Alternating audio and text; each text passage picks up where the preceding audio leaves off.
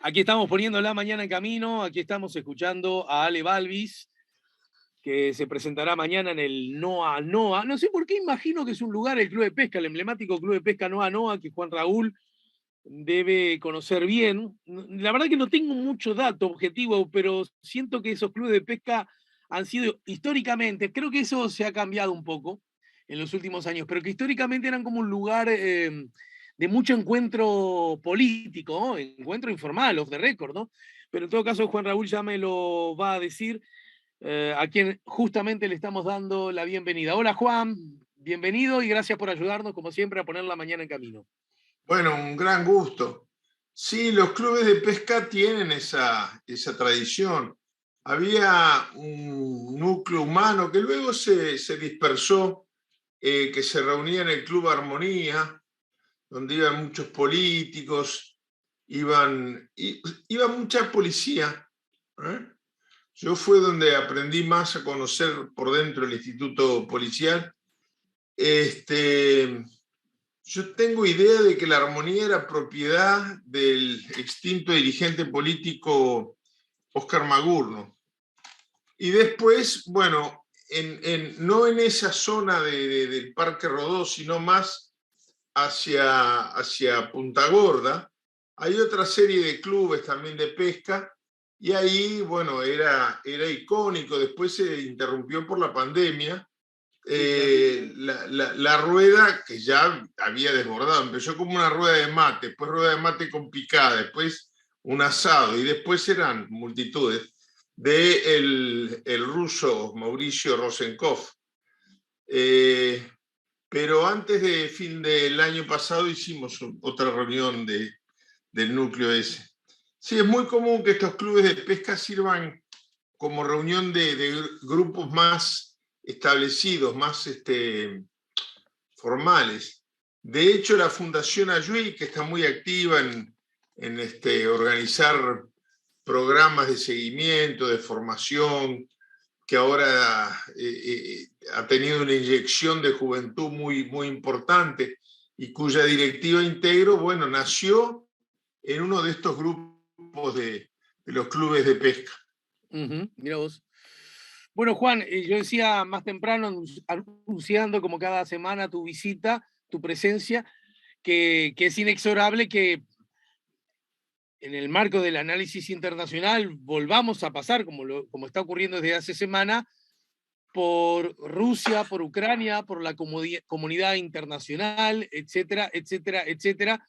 Esta es una historia que no sé qué pensás vos. A mí se me ocurre que ya está demorando más de lo que inicialmente, una vez concretada la invasión, asunto sobre el cual incluso había miradas muy distintas. Esto no va a pasar, esto son amenazas, esto no va a ocurrir. Finalmente ocurrió lo que se decía que no iba a ocurrir y una vez que ocurrió, sigue ocurriendo día a día, semana a semana, ¿no? Sí, la verdad es que es un gran debe que tiene Yo recuerdo que en uno de los programas, como hacemos video también, yo exhibí una foto en la que tengo a mi hijo, que hoy tiene 28 años, sentado en las faldas mías con 2 años, máximo 3, y el diario que yo tengo abierto leyendo dice: tensión entre Estados Unidos y la Unión Soviética por Ucrania. Yo pensaba, esa foto, si tiene 26 años, demuestra que la humanidad avanza muy lentamente. Pero sin perjuicio de que hay razones para entender la reacción de Putin, no hay razones para justificar. Son dos cosas distintas. ¿Por qué lo hizo y si estuvo bien o mal? Digo esto porque no quiero correr el riesgo de que lo que yo diga pueda interpretarse como, bueno, lo está justificando, hay un pero. No, peros no hay. Hay, además, yo creo que hay una corresponsabilidad de algunos países, no la Unión Europea en su conjunto. España, por ejemplo, nunca intervino en nada de eso, pero, por ejemplo, la Alemania post-Merkel, la Alemania de Scholz, y el gobierno del presidente Macron, junto con el gobierno demócrata, curiosamente, o no tan curiosamente porque En política exterior y política interior, los dos partidos históricos americanos juegan papeles inversos. Todas las invasiones a América Latina de Estados Unidos fueron durante gobiernos demócratas. Pero, y este es un gobierno que ha invertido mucho en programas sociales en Estados Unidos para recuperar no solo la economía, sino la situación humana de mucha gente que perdió su trabajo durante la pandemia, pero al mismo tiempo tiene una política exterior muy hostil. Yo creo haberlo comentado aquí también contigo, que influye mucho el hecho de que el presidente Biden tiene un hijo marín caído en combate. Pero lo cierto es que haber invitado a Ucrania a integrarse a la OTAN, el Acuerdo de Defensa de Europa Occidental, tiene varias limitaciones. La primera limitación es que la OTAN no tiene razón de ser si era, como decían, un instrumento para defenderse del comunismo en la Guerra Fría. No hay más Guerra Fría, no hay más comunismo. Todo esto de pretender exhibir a Putin como un líder comunista es muy raro, no se condice con la realidad. Pero en segundo lugar, y también no me canso en repetirlo, Ucrania, basta mirar el mapa, Rusia tiene frontera con Occidente a través de Bielorrusia, que es un aliado, que ahora además dice que se sentía amenazado por Ucrania, basta ver el tamaño de uno y de otro, pero lo que sí es cierto es que a través de Ucrania, ese corredorcito que hasta tiene la forma de tal en el mapa, que es Ucrania, han sido todas las grandes invasiones a lo largo de la historia, desde el imperio napoleónico a la ruptura del eje germano-soviético en la Segunda Guerra Mundial a través de la invasión de Hitler. Ahora, han habido algunas conversaciones en la frontera de Bielorrusia con Ucrania, donde no se ha adelantado nada, porque el planteo que llevan los voceros de Putin es, muy bien, yo saco mis tropas de Ucrania, pero Ucrania tiene que firmarme del 1 al 10 todas mis pretensiones. Bueno, o sea, ante la rendición incondicional es evidente que no necesita tener tropas. Las condiciones más importantes que está poniendo el presidente Putin en estas negociaciones, que se vieron frustradas varias veces, es que Ucrania no integre la Unión Europea ni la Organización del Tratado del Atlántico Norte. Bien, sobre este último punto, Juan querido, cito como fuente El País de Madrid, Zelensky, el presidente ucraniano, acepta que la puerta de la OTAN está cerrada para Ucrania, así es y debemos admitirlo. El presidente ucraniano criticó a la Alianza Atlántica por parecer hipnotizada por la agresión de Rusia mientras su país sufre ataques cada vez más feroces de las tropas del Kremlin.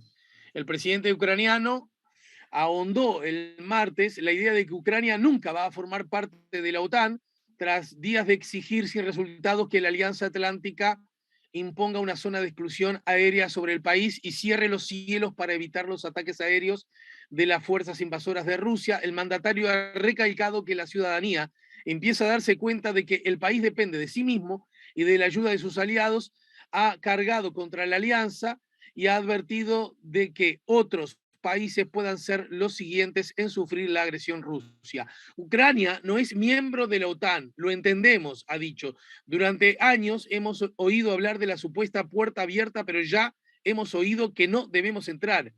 Así es, y debemos admitirlo, ha recalcado Zelensky en una reunión por videoconferencia con los dirigentes de los países miembros de la Fuerza Expedicionaria Conjunta, la JEF. Esto lo destaca, repito, entre otros, El País de Madrid. Sí, ahora se está anunciando la posibilidad de un encuentro de estos que se están haciendo de negociaciones en la frontera con Bielorrusia, la posibilidad de un encuentro del presidente de Ucrania con Putin. Ahora, ayer se retomaron como una nueva instancia negociadora promovida por el presidente Macron de Francia. El problema que yo veo, Alejandro, es que no hay un alto al fuego ni siquiera en el momento en que están sentados conversando. No es, bueno, vamos a hacer un alto al fuego una semana y ver hasta dónde podemos avanzar en las negociaciones. Entonces, las negociaciones son un poco... se diluyen en la mano. ¿Cómo yo puedo tener enfrente a alguien para negociar con él mientras que le estoy bombardeando ciudades y matando población civil? Yo lamentablemente sobre esta instancia soy un poco pesimista. Mirá, tan pesimista que la lucecita que veo como positiva en el camino es esta. La Asamblea General de las Naciones Unidas sacó una declaración. Uno se pregunta enseguida, ¿por qué la Asamblea General? Y porque el Consejo Permanente, que es el órgano que puede tomar medidas efectivas más allá de las declaraciones, está integrado por 5, son 9 en total, pero 5 de los miembros son permanentes. Son los 5 ganadores de la Segunda Guerra Mundial. Fíjate si estará anticuado y pasado de moda el esquema con que funcionan las Naciones Unidas. Quiere decir que Gran Bretaña, Alemania no, Gran Bretaña, Francia, Inglaterra, Rusia y China tienen asientos permanentes. Los que tienen asiento permanente tienen derecho a veto. Entonces, ¿cómo van a ir a discutir el conflicto de Ucrania con Rusia en un órgano donde Rusia tiene derecho a veto? Ahora lo que se anunció en el día de ayer sí me parece alentador, que es llevar al Consejo de Seguridad de Naciones Unidas el tema de la no utilización de armas químicas, porque contra esto no va a votar, no es políticamente correcto, no existe que Rusia diga no, estoy a favor de las armas químicas. Estas son las cosas que los países que las tienen escondidas. Bueno, entonces forzar a Rusia a votar en contra de la utilización de armas químicas no es poca cosa. De todas maneras, fíjate si seré pesimista que esa es la única luz que veo alumbrar en el camino. También me da mucho miedo, el Papa Francisco hizo un llamamiento muy interesante a este respecto, de todo lo que se está haciendo porque la noticia queda diluida detrás de la noticia del enfrentamiento de Rusia y Ucrania. Por ejemplo, los bombardeos contra Siria, contra poblaciones civiles y en concreto contra una aldea que está precisamente, primero, una aldea que es solamente población civil siria y que está precisamente en la zona de exclusión del conflicto entre Israel y Siria.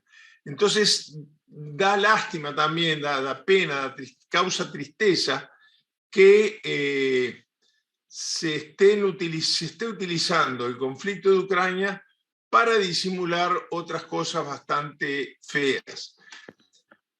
Todo es muy relativo en este mundo. Yo veía el otro día el presidente Biden el acercamiento que provocó con Maduro y es consecuencia del conflicto con Rusia, porque el conflicto entre Rusia y Ucrania ha generado una crisis primero en valores, pero segundo en accesibilidad al petróleo tremenda. Entonces, dentro de poco, para Estados Unidos va a dejar de ser Maduro el cruel dictador que han descrito para pasar a ser un santo que les venda petróleo. Pero creo que de la semana que pasó es una de las noticias más importantes. No solamente distensión, sino diálogo de cooperación. Vivimos en un mundo extraño, Alejandro. Bien. Juan, bueno, ya hablamos algo de Chile.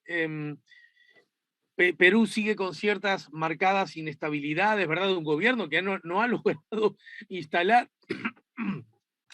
instalarse desde que asumió. No sé si soy exagerado en lo que digo. No, es realmente una tristeza. Cuando uno mira estos movimientos pendulares, yo lo estuve conversando mucho con Gerardo Caetano, cuando uno mira estos movimientos pendulares en América Latina entre el progresismo, al que se le suele llamar ahora populismo, no sé por qué, entre los gobiernos conservadores.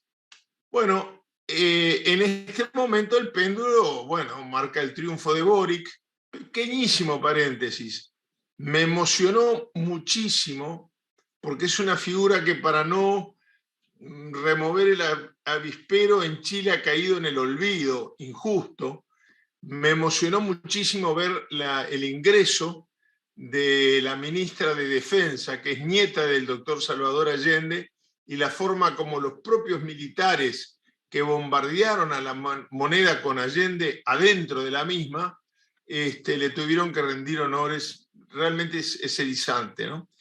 Pero en Perú la inestabilidad es una cosa crónica. Yo siempre pongo el mismo ejemplo, perdóname que sea reiterativo.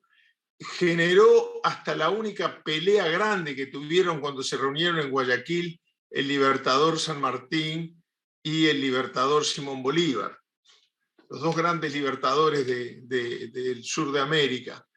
Y no se ponían de acuerdo sobre el Perú. ¿Y en qué no se ponían de acuerdo? No en qué tipo de régimen democrático iban a imponer o federal, como promovían ambos, sino que, por un lado, Simón Bolívar quería establecer una dictadura. Dictadura no tenía la connotación peyorativa que tiene ahora, era un gobierno de plenos poderes. Y San Martín quería una monarquía local, no con una casa monarquía francesa, sino hasta eventualmente indígena. Pero ninguno de los dos creía que podía funcionar un sistema democrático. Ya funcionaba el Parlamento de Nueva Granada, que era Venezuela y Colombia, digamos, la Gran Colombia, incluyendo Panamá. Y ninguno de los dos aparentemente creía en la capacidad de autogobernarse de los peruanos. Yo, como tú sabes, estuve de jefe de la misión internacional durante las elecciones que eligieron a Pedro Pablo Kuczynski como presidente de la República. Bueno, su mandato duró apenas un poco más de un año, y luego se fueron sucediendo mandatos. Hasta el propio vicepresidente Vizcarra tuvo que dejar el poder, luego fueron siendo electos representantes del Parlamento. Da la sensación de que esto no se consolida. La segunda vuelta, que es moneda corriente, el balotaje en los países de América Latina, deja de funcionar cuando la atomización es tan grande que un candidato logra hacer coaliciones para ser presidente con un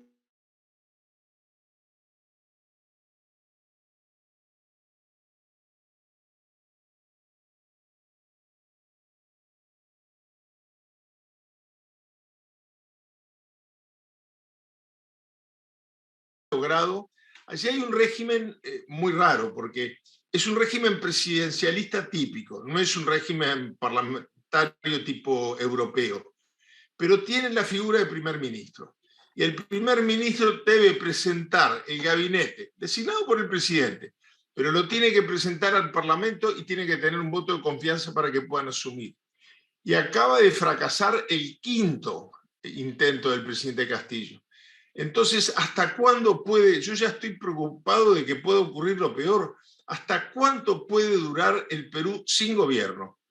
Con un hombre que se pone la banda presidencial cada vez que sale al balcón, pero no puede gobernar. Y todo esto ha provocado movimientos de pieza rarísimos, porque Castillo pertenecía a un partido, lo que causó preocupación en los sectores más conservadores, un partido netamente de izquierda, compuesto fundamentalmente de ex miembros del Partido Comunista Peruano. Pero su propio partido lo echó ahora. Y uno de los aliados del quinto gobierno que presenta a consideración del Parlamento fue el candidato de la extrema derecha. Es decir, así de abruptos son los cambios políticos en el Perú, y el resultado es que, salvo Alan García, que se quitó la vida cuando fue llegaron a detenerlo, todos los expresidentes del Perú están presos o siguiendo un procedimiento judicial. Yo creo que esto es alarmante. Justamente la OEA había elegido a Perú como un país generador de consensos y allí se estableció el Grupo de Lima, del cual ya no quedan ni siquiera las ruinas al estilo de Pompeya. No queda nada del Grupo de Lima. Y más ahora después de este acercamiento de Estados Unidos a Venezuela. Entonces, no me atrevería a hacer pronósticos, pero soy un poco pesimista en cuanto a que el régimen, en cuanto a que el mandato presidencial de Castillo no tenga los días contados, a lo mejor. Ojalá me equivoque. Bien, Juan, en el final, esto es algo que te pido yo, ayer se cumplió un nuevo aniversario de la muerte de Wilson Ferreira Aldunate, tu papá, ¿verdad? Sí, bueno, naturalmente, como le ocurre a todo hijo con su padre, es un día muy especial, uno anda medio taciturno, evocando recuerdos de buenos y de malos momentos. Eso es una cosa curiosa que a mí me pasa con los recuerdos de mi padre. Recuerdo con emoción los momentos más lindos que compartimos, pero también recuerdo con emoción los momentos más trágicos que vivimos, porque nos acercaron mucho, nos permitieron compartir el dolor. Por ejemplo, no bien aparecieron los cuerpos de Selmar Michelini y Héctor Gutiérrez Ruiz, corto velatorio, embarque en el vapor de la carrera, y allí marchamos mi viejo y yo, gracias a la gestión de algunos amigos, a la Embajada de Austria, donde estuvimos asilados 11 días. Esos 11 días yo no puedo decir que fueron lindos, fueron quizás los peores de mi vida, pero pude compartirlos con mi padre y eso nos unió mucho, nos permitió desarrollar algunos vínculos muy especiales, no solo afectivos, sino códigos. Mira, estaba pensando que una linda manera de recordarlo es citar un hecho y una carta muy brevemente. El hecho es que mi madre, a pedido suyo, pasaba todos los días a las 11 en punto de la mañana por frente a la Embajada de Austria como si fuera una vecina más. Se había comprado una bolsita de compra, esas que solíamos llamar chismosas, compraba algo en el almacén para disimular y pasaba mirando hacia adelante, ni siquiera torcía su vista hacia la embajada para no despertar ninguna sospecha. Y mi padre la miraba a través de una cortina y eso le daba fuerza para aguantar un día más. Pero, y creo que es muy elocuente terminar mis palabras con esto, Alejandro, esas visitas se hicieron porque mi padre le mandó a través del embajador una carta. La carta mi madre la guardó y después de muerta mi madre la tengo yo. Y me impresiona mucho porque me impresiona que le pida que pase todos los días, pero cómo se despide. Le dice textualmente, obviamente lo sé de memoria, nosotros con Juan Raúl, dentro de todo, estamos bastante bien. No nos hemos dejado contagiar por esa cosa espantosa que es el odio. Es decir, la gran lucha que él quería librar era no permitir que la tragedia, por más grande que fuera, lograra poner una semillita de odio en el alma, porque en ese caso había ganado el enemigo. Esos no eran adversarios, eran enemigos. Bien. Juan, debería despedirte ahora, pero en las últimas horas se ha escuchado, bueno, desde hace rato ya se han escuchado y se siguen escuchando una larguísima lista de comentarios emitidos por hombres y mujeres del gobierno con una mirada muy crítica en algunos casos, desprestigiadora en otros, y en algún caso hasta incluso insultante, a propósito de la Institución Nacional de Derechos Humanos.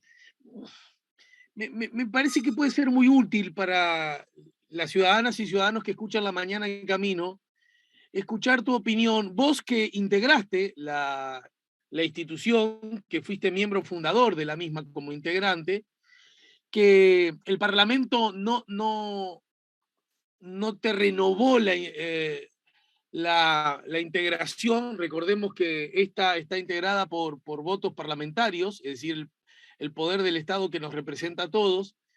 Y la idea que incluso, y cito como fuente, como puntapié, me parece un poco que cambia, esta es una opinión muy personal, la propia vicepresidenta Beatriz Argimón acusa a la Institución Nacional de Derechos Humanos en intervenir en la campaña y plantea la revisión de sus competencias. Y uno medio que se ha acostumbrado a que determinada zona ideológica del gobierno pueda tener miradas críticas, repito, muy críticas y en algún caso hasta ofensivas para con la institución. Pero que sea Beatriz Argimón, lo quiero decir, esto es muy personal, no quiero comprometerte a vos, ya es algo que realmente yo no lo tenía como una posibilidad, ¿verdad? Más allá de los protagonistas, ¿qué reflexión te merecen, Juan Raúl? Bueno, un brevísimo comentario sobre los protagonistas. Yo fui colega, miembro de la Comisión de Derechos Humanos del Partido Nacional junto a Beatriz Argimón. Entonces, tanto porque la conozco como por su investidura, me llamó mucho la atención y me dolió mucho, porque la vicepresidenta de la República tiene que saber que no depende del Uruguay cambiar las competencias de la Institución Nacional de Derechos Humanos, ni su rol. Yo creo que la institución hubiera sido omisa si no hubiera dado su opinión sobre un tema vinculados a los derechos de circulación, de libertad de expresión, etcétera, etcétera. Porque yo veo la propaganda, bueno, por ejemplo, dice que los que se oponen a esta alternativa de la ley de urgente consideración es porque no quieren mostrar la cédula. No, lo que no queremos es que vaya preso una señora de 88 años por tener una bandera del sí, ¿no? Entonces, la institución tiene no el derecho y la capacidad, sino la obligación de pronunciarse sobre estos temas. Si no lo hiciera, sería observada por la Comisión de Derechos Humanos de Naciones Unidas y por lo que en la ONU, en las Naciones Unidas, se conoce como el examen periódico universal.